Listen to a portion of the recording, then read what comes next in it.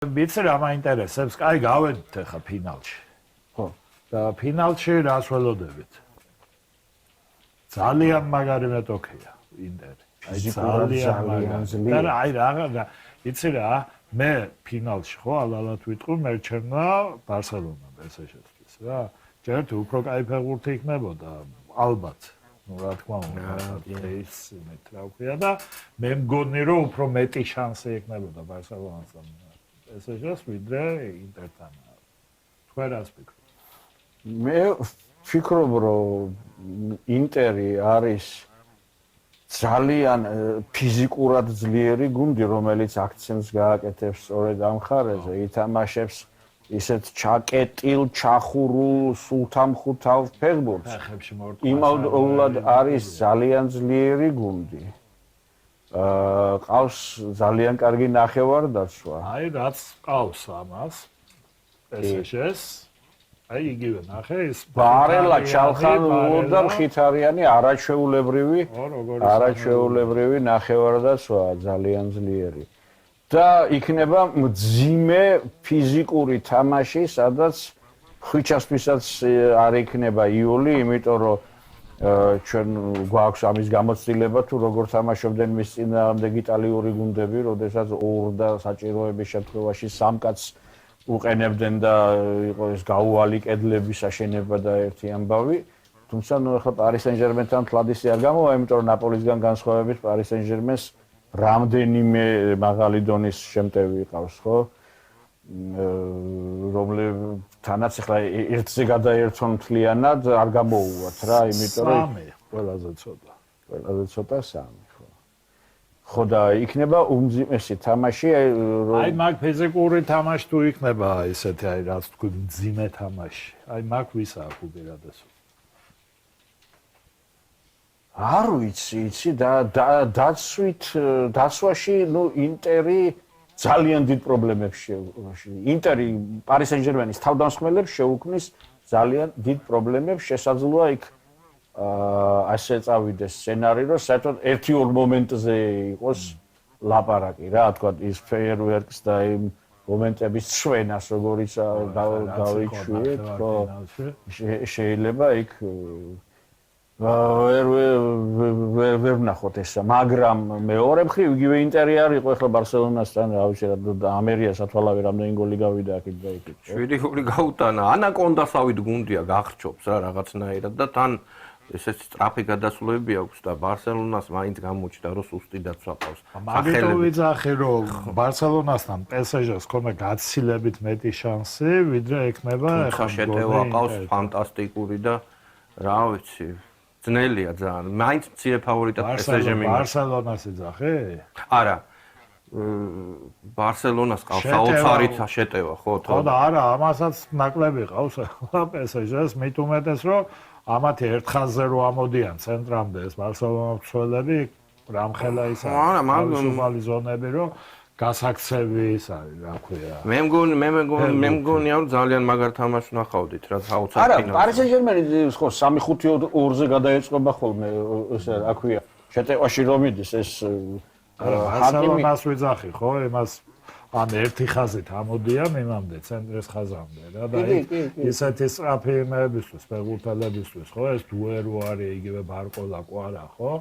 ერთი ბურთის გადაკიდება და ხო რაღაც ჩოქბურთის პარტიასავი თამაში იქნებოდა ფინალში რა შეიძლება ჩაეკეტათ არ ვიცი ინტერთან ნახევარდაცვაში იქნება ალბათ დიდი ბრძოლა რომ უკვე ჩამოვთვალეთ ჩვენ ინტერის ნახევარმცველები ნუ რა სამივე საუკეთესო ნახევარდაცვა უმაღლესი დონის ნახევარმცველები არიან სამივენი ხო ბარელა არაჩვეულებრივი ჩალხანოღლუ და ხითარიანი სამივე ძალიან ძლიერი ნახევარმცველია და ბევრი რამ იქნება დამოკიდებული აქეთ ფაბიან რუისის ვიტინიას და მის ნევეშის ვინ მოერევა რა მაინც უფრო მგონია რომ ფავორიტი მაინც პარიზია უფრო რაღაცნაირად უფრო მრავალფეროვანი გუნდია კი გასაგებია ის ანაკონდასავით არის გაგჭობს მაგრამ ეს რაც სხვანაირი სისტრაფეში თუ გაუძლებენ არ ვიცი მან შეგვიძლია ვთქვა დავწონოთ ერთი დიდი პლუსი პარიზის არის სისტრაფე ხო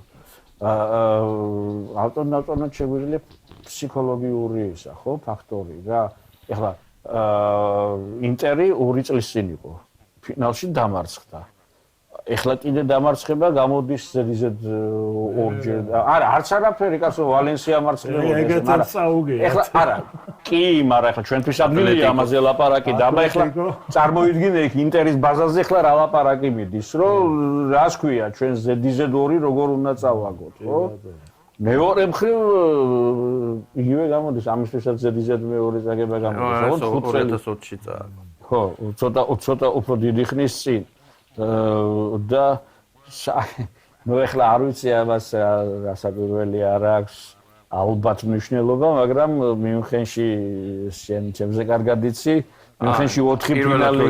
ეს არის მე-5 ფინალი, ხო, რომელიც მიუნხენში გაიმარჯვა. ისე რა დამთხევა ამართლა. წინა 4 შემთხვევაში გაიმარჯვა გუნდმა, რომელსაც მანამდე არ ქონდა მოგებული. ანუ ვიგებთ, ხო? ვიგებთ ჩვენ პარიზელები. აი ეხლა რახანდა თან მიუნხენში ახლა.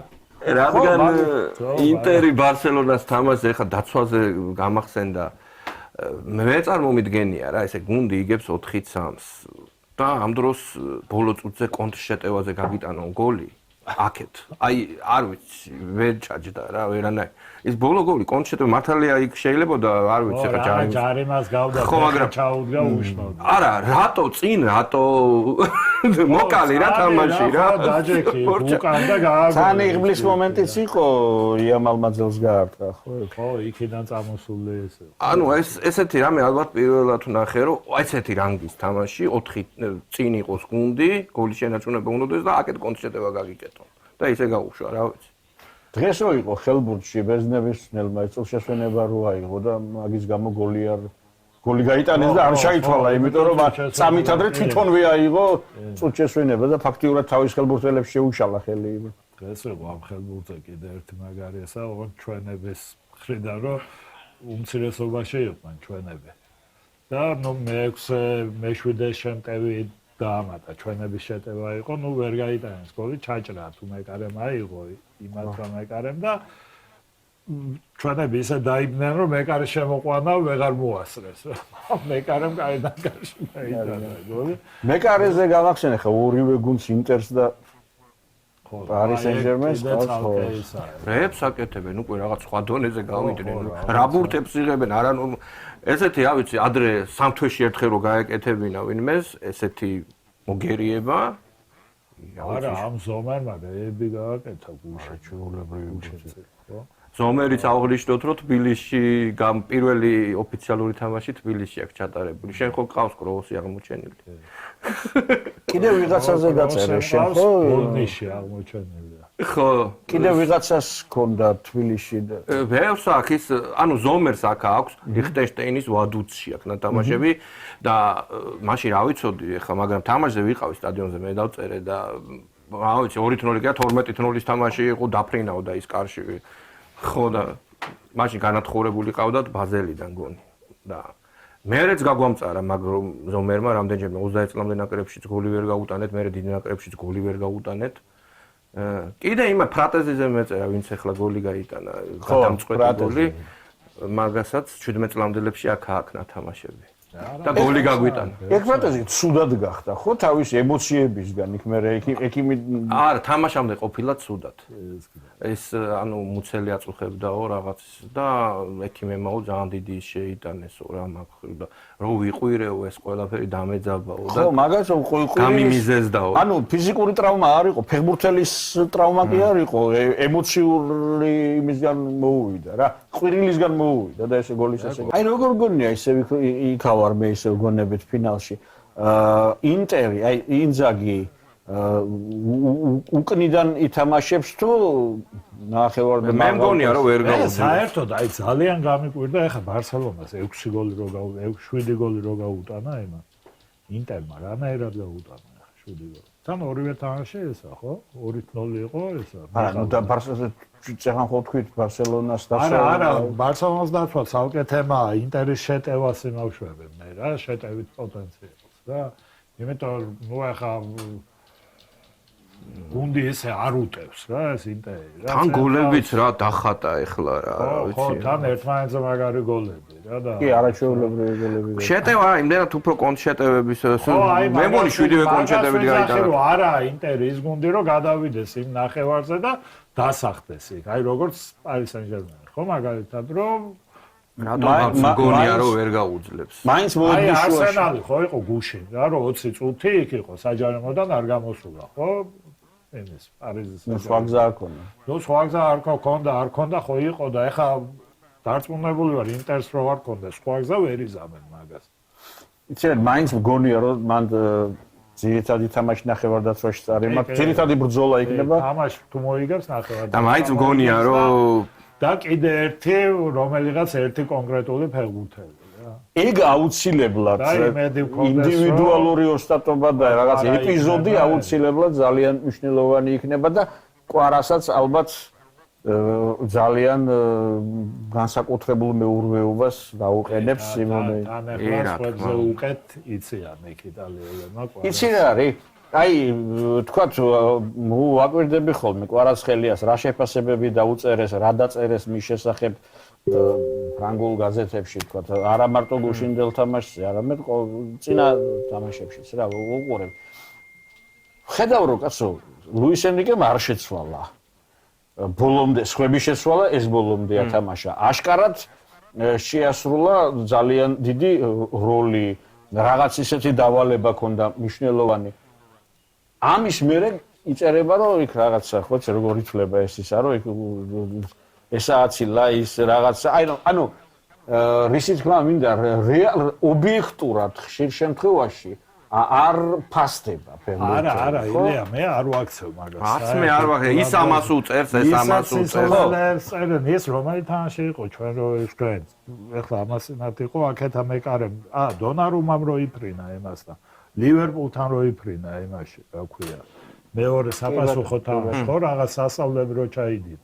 და იქეთ ალისონს დაუწერეს უფრო ისა, რა ქვია. ხო, მაღალი შეფასება. არა, რას ვამბობ, ეხლა სიმონე ინზაგიც ზუსტად ასევე არ აქცევს არაფერს ყურადღებას და უჯერებს საკუთარ თვალებს და ალბათ ძალიან კარგად მოიხსენება რომ ხვიჩა კვარაცხელია არის ამ გუნდისთვის ძალიან დიდი ძალა და ერთ-ერთი უმთავრესი ფეხბურთელი თუ უმთავრესი არა და აქედან გამომდინარე ფინალში ველოდები რომ რაც ეგამ თქვი ხვიჩას განსაკუთრებულ მეურვეობას დაუყენდა. გაშენახო ერთმანეთს. რა თქმა უნდა.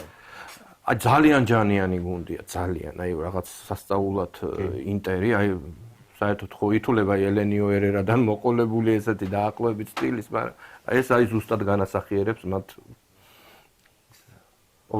რამეს ისაც ელოდებით, რამესი უპრეს, რომელიმე ამ ინტერისგან ამ ენრიკესგან.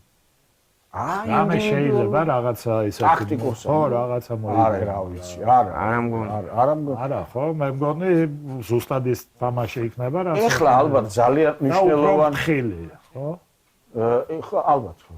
როგორც ფინალები, ნერვიული და ესეც. ძალიან მნიშვნელოვანია, როგორ მწვრთნელებზე უფრო ძალიან იქნება დამოკიდებული, როგორ მიიყვანენ 31 მაისამდე ჯერ არის მაისის დასაწყისი, ხო?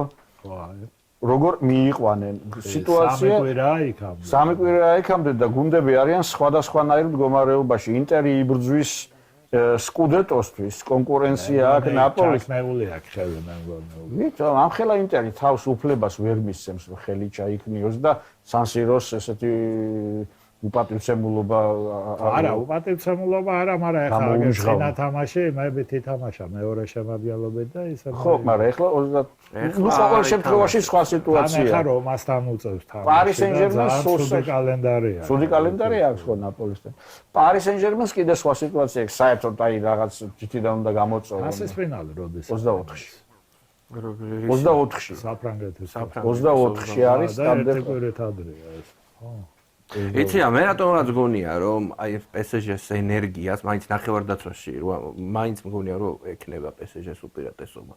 ისევ და ისევ აი უფრო სწრაფი გუნდია, უფრო რატომაც გონია, რომ უფრო შინაარსიანი და შემოქმედებითი ფეხბურთელები ყავს, მე ესე მგონია. ხო, ეს სპეციფიკა აქვს ახლა, იმიტომ რომ ძალიან ახალგაზრდები ყავს. ხო, არნე ერთი აშკარა უპირატესობა რაც აქვს PSG-ს ინტერთან არის ის რა. მობილური ლუის ენრიკე თქვა გუშინ და ალბათ შინაარსიანი თამაში, მრავალფეროვანი იმპროვიზაციის მეტი ასაკი და ეს ისა. ლუის ენრიკე თქვა გამოცდილება ინტერის მხარეს არის, ახლა მაგ იგივე ნახევარდაცვა რო ავიღოს, თქვათ, ნუ ასაკით ახლა ხითარიანი 30-ს გადაცილებული ჩახანული კი არ ვიცი რა ხნის არის. რაღაც გოშგვეში ახალგაზრდა ნამდვილად არ არის. ნუ ბარელა ალბათ ყველაზე ახალგაზრდა ხო? მაგათ შორის ხო? ხო და აქეთ კიდე ნუ ვიტინია 24-ის რაღაც ესეთი ხო რუისია 28 წლის თუ ხო ყველაზე ამერიც კაი ასაკშია იქეთ კარში მაგრამ მცვალები და ეს ნაუდამცვალები მე ამ საერთოდ რა 22-ის თუ რაღაცა ეგრეა არა მე ამ შემთხვევაში ნახევარდაცვები შევადარე რომ ახალგაზრდობაში და ალბათ აქედან გამომდინარე სისტაფეშიც უპირატესობა შეიძლება კონდეს Paris Saint-Germain-ს, თუმცა გამოცდილებაში შეიძლება კონდეს. ხო, ასაგებია, ეხლაც აი მაგალითად როგორც ლივერპულთან ჩაატარა აშკარად გამოკვეთილ შეტევაზე, რადგან შინ წაგებული ქონდა. ესე არ ითამაშებს თავიდანვე, მაგრამ ჩემი აზრით თავიდან ფრთხილი თამაშის მერე თუ ვინმე გარისკავს, PSG გარისკავს, რატომაც ეგრე მგონია, უფრო წინ წავა რა. და იქნებ მათ გაატყდეს ზუსტად რა ინტერი. არ გამოურიცხავ რომ ერთი მომენტის თამაში იქნა. არ გამოურიცხავ რომ ძალიან იყოს თამაში დამოკიდებული ერთი რომელიმე ფეხბურთელის რაღაც ერთი ლეთზე, ერთ ვარსკვლავურ გამწყინებაზე. ხო, ნუ აი ერთი ფეხბურთელის კონკრეტული ინდივიდუალური მონაწილეობა. ამანაც შეიძლება საერთოდ ისე არ მოხდეს, რასაც ჩვენ ვლაპარაკობთ და სხვანაირად განვითარდეს ყველაფერი. ჩვენ ეგრევე ვფიქრობთ.